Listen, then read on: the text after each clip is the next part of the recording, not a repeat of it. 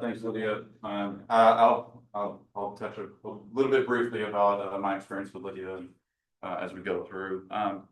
So yeah, the title of this talk is Keeping the Train Moving When It's Full of Herded Cats, the Best Management Practices for Feline Rail Transportation, or FRT.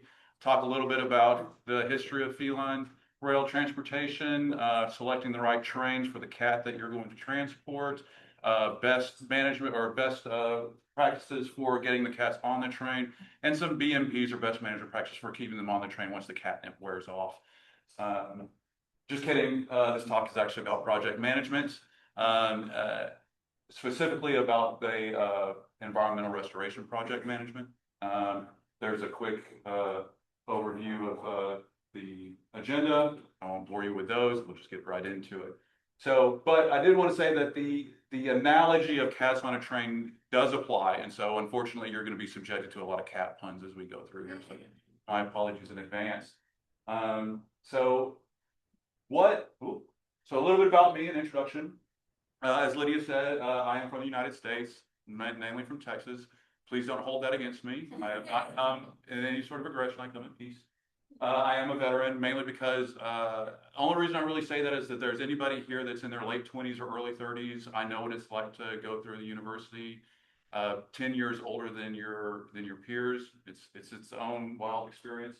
I do have a master's degree in water resources engineering. My time in the military and in the desert specifically showed me that water is the most important resource that we have on this planet. Water is life. And yes, I work for the Environmental Protection Agency, one of the good ones, doing environmental restoration for a program called Superfund. So I do Superfund cleanups of old hazardous waste dump sites. But this is who I am. This is not my passion. This is not who I really am. Who I really am, and my true passion, what gets me up in the morning, is I am Chief of Security for the Wicked Witch of West. Here we are together. She was gracious enough to pose with a picture for me. The pay is awful, but the rewards are amazing, and I'll never give that up. So let's talk about trains. What is a train? Well, simply put, train is your project, right? If you were to do a Google search for an image of project management, you would see this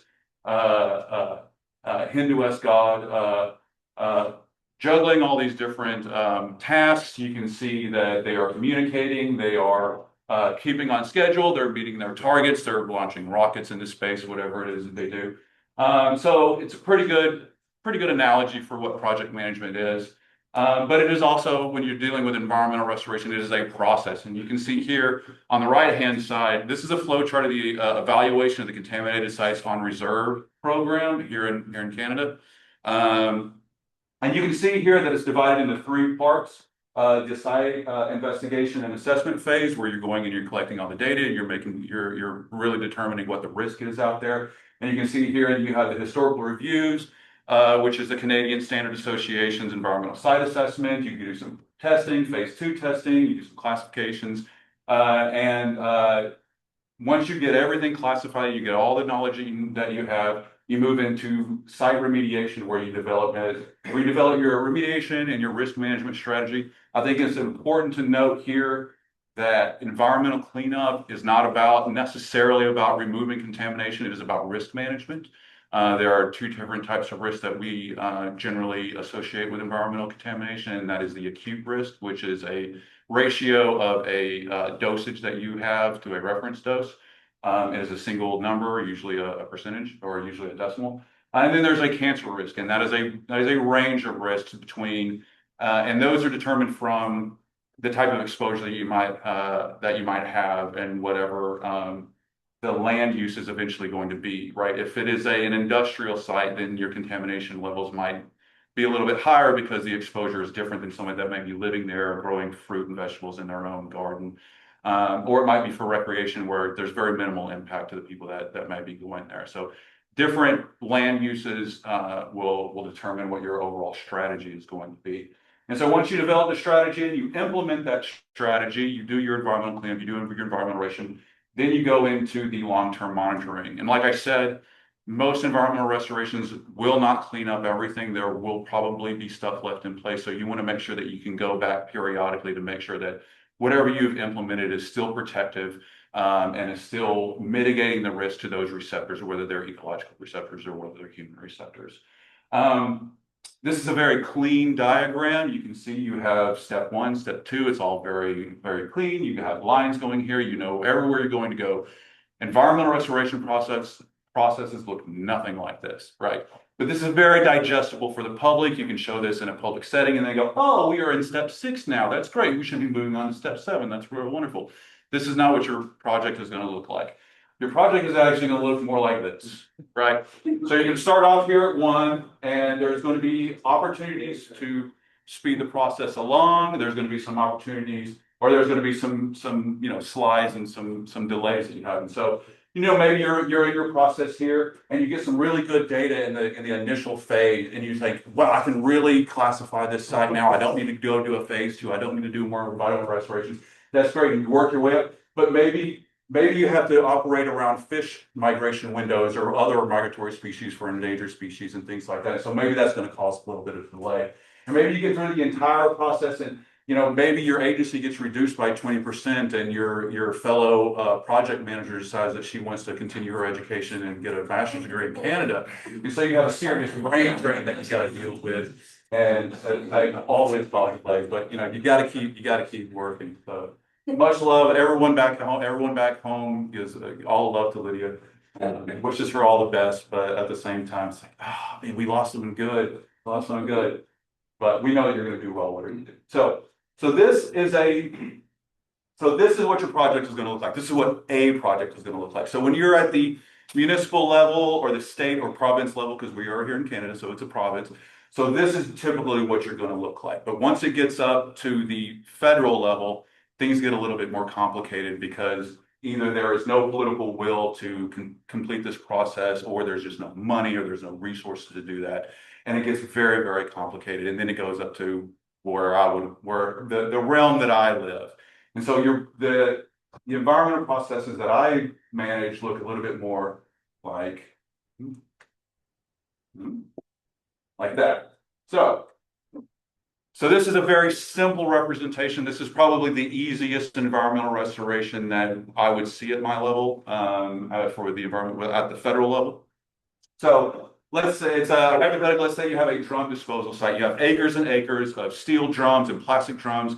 Someone's grandfather 50 years ago told all these companies, yeah, you can just go ahead and dump all your drums here. It's fine. They take money and they just leave it, and you have just a field of drums everywhere. And you think, wow, we really got to clean this stuff up. And so you bring the government in, the government comes in and goes, okay, we're going to clean this up. Let's start our investigation. So very early in the investigation, you realize, oh, wow. So it's not just a bunch of drums of, inert material. You have a mixed haz waste. You have flammables and explosives that are mixed together with acids and bases, and everything's just awful mixed together. So you have to have your own process just for dealing with the mixed haz waste. You have to make sure things are segregated properly. You have to make sure you don't have contractors out there banging on steel drums because there might be polymerization of the materials in there and it could explode on them. So you got to go deal with all that before you even get back to really disposing of most of the drums. And then you realize, well, I have a groundwater impact. So now I have this source material that is hitting the groundwater, and that groundwater travels to let's say it travels under some homes. People's homes now have the risk of vapor intrusion. So now you've got to mitigate the vapor intrusion that's going into people's homes. Maybe those homes are in a more rural area and they are using that groundwater as a drinking water source. So now you have direct drinking water impacts from this drum disposal site that might be miles away from this area and may not have any noticeable impact except for what's coming out of the water. And I'm sure you've probably seen the videos of people that were able to set fire to their water, to their water as it's coming out of the spout and things like that. And you can smell it. And you got to take care of all these things before you can even get to restoration of the site and actual returning the site to a beneficial use.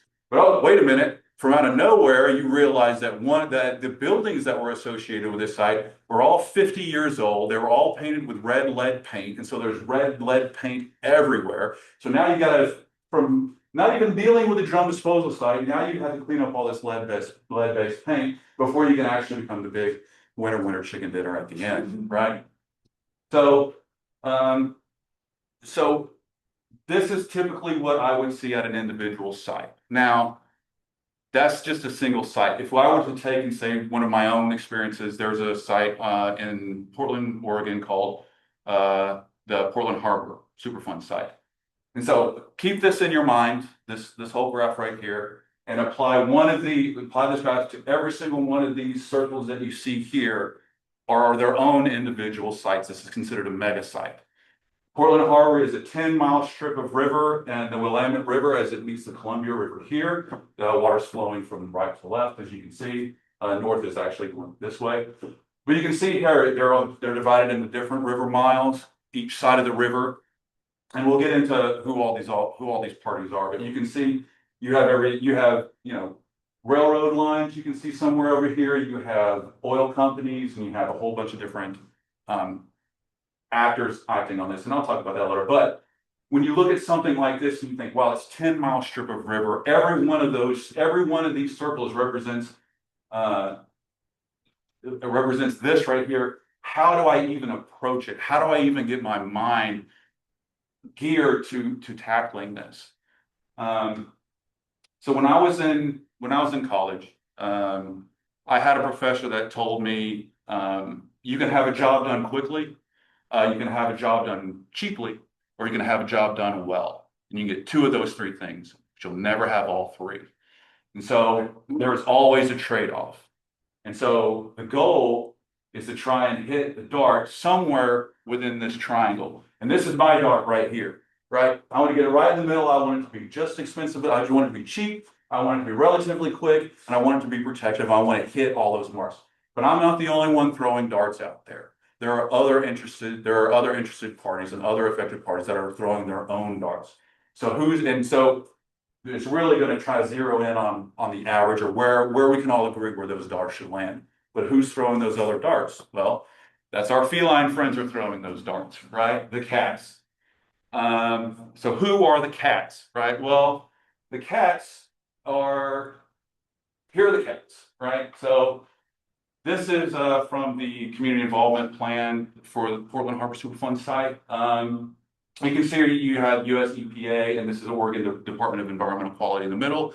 The chief regulators, those that are implementing the cleanup, or those that are overseeing, ensuring that the cleanup is, following the rules and is being protected. And it's flanked on each side. On the left-hand side, you can see the community groups, Portland Harbor Community Coalition, you can have the Audubon Society, and the different neighborhoods and associations that all are impacted by this site and will be impacted by the cleanup itself as well. And that's a very important note. And then you also have the federally recognized tribes, the people of the First Nations, right? And these people are generally the ones that have been the most impacted by some of these Superfund sites. And it's important to recognize that these are sovereign nations unto themselves. These are not community groups. These are not citizens of the U.S. They have their own nationality. They have their own identity, and they have their own goals for going out there and their own agendas for going out there. And above the regulators, you can see the local and congressional representatives and other government agencies. You can see the alphabet soup down there. You have the U.S. Fish and Wildlife Service, the UFFW. OHA is the Oregon Health Administration Authority. They're the ones that conduct the fish advisories and things like that, and are the ones that are communicating risk to the public in general, as well as the county and the metro areas and these other players. And at the bottom, you have what we call the potentially responsible parties. Now, potentially responsible parties, that's a legal distinction. We just shorthand it we just say PRPs. So if you hear me say PRPs, I'm talking about this potentially responsible parties. But what's notable about this Superfund site, remember, it's a 10-mile strip of river. We have our own federal government is a potentially responsible party. They are a polluter. But when I say potentially responsible, I mean polluter. So you have the state government itself. The state of Oregon is also a PRP. The city of Portland is also a PRP. I pay a tax every month on my water bill to pay for the Superfund cleanup on behalf of Portland Harbor. And then you have the last one, private entities, and that should be a lot bigger, because for Portland Harbor, there are about 150 different private industries associated with that site.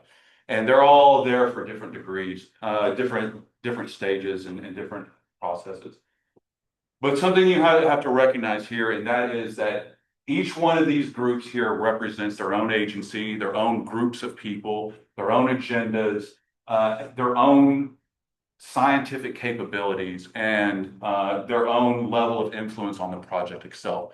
Some have a little bit more influence, some have a little bit less influence, but all of them are important. And all of them are important voices to try and get on board, all focus on the same direction. So how do you get all these agencies, all these disparate peoples and all these entities together for a cleanup and all focused on this? Like, how do you get them all on the train? How do you herd all these cats on the train? I wish it could be as easy as catnip. It's not. But there are some tips for getting these cats on the train, right? So one thing to recognize is that each site, ooh, that's backwards. Each site has its own history. So sometimes you're going into these sites that are 50, 60, 70 years old, sites that have been contaminated because of World War II, maybe a little bit more recently. But you'll go into a public setting and you will hear people talk about how they grew up in this area, their parents grew up in the area, their parents died of cancer, and they want to know if that cancer was caused by this site. And that's a very hard question to answer. It's one that we are generally told not to answer.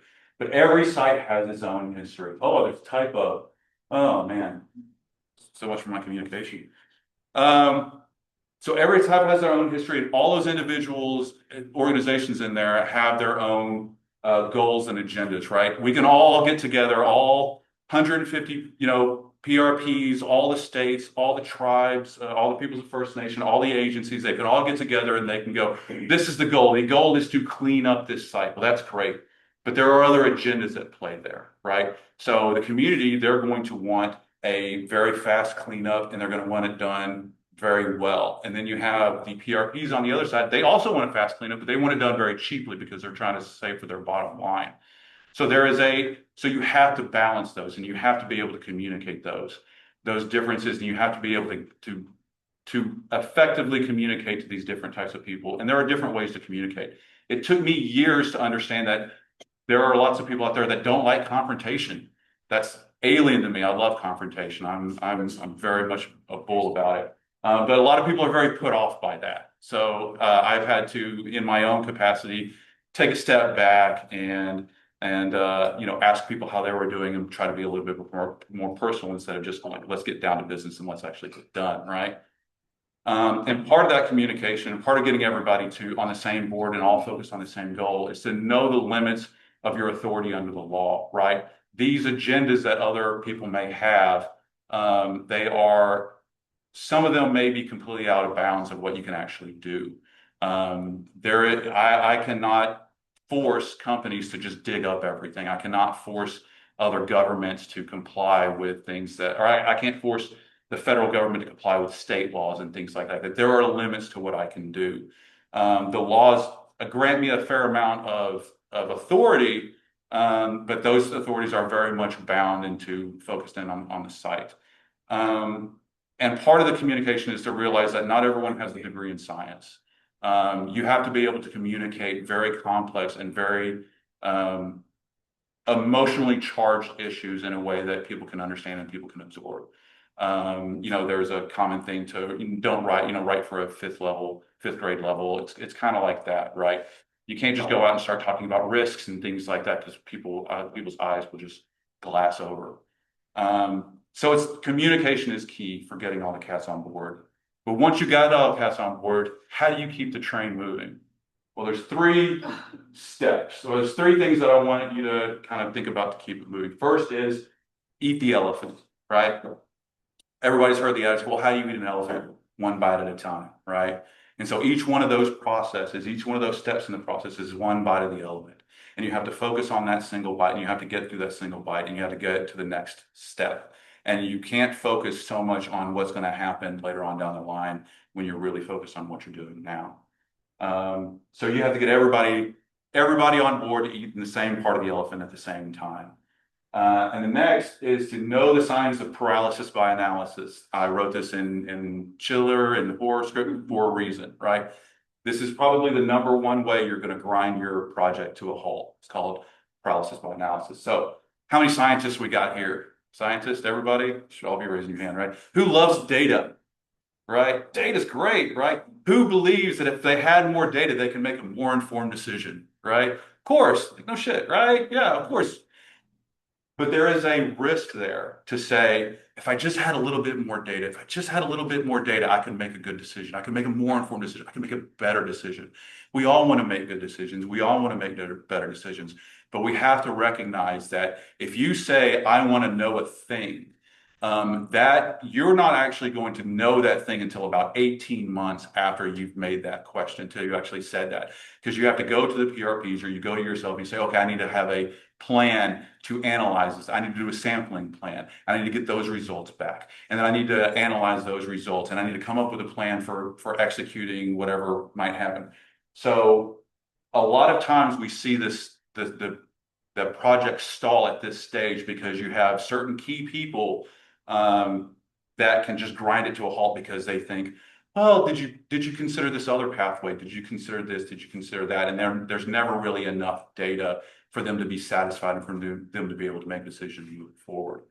So how do you break through that? How do you clear up that paralysis by analysis? And you do that with compromise. Compromise is not a four-letter word, right? It is necessary in order to move a project forward. You have all these cats throwing all these darts, and you have all these interests, whether they're financial, whether they're national security, whether they are social. You have all these different ways pulling you in one direction, and none of them are going to like the answers that you have. I recently mentored under a division director who tried to teach me to stop saying that compromise means that everybody walks away unhappy. And it's true. True compromise means that no one is going to be happy walking away from it, but you really have to make sure that you kind of spread the pain around and everyone feels equally screwed over by the decision as the next person, right? They've been trying for years to tell me to say real compromise means everybody gets a little bit of something. You get a little bit of what you want, and this person will get a little bit of what they want. But nobody's ever happy with a little bit. People are going to be very upset with the compromises that had to be made, but they are necessary.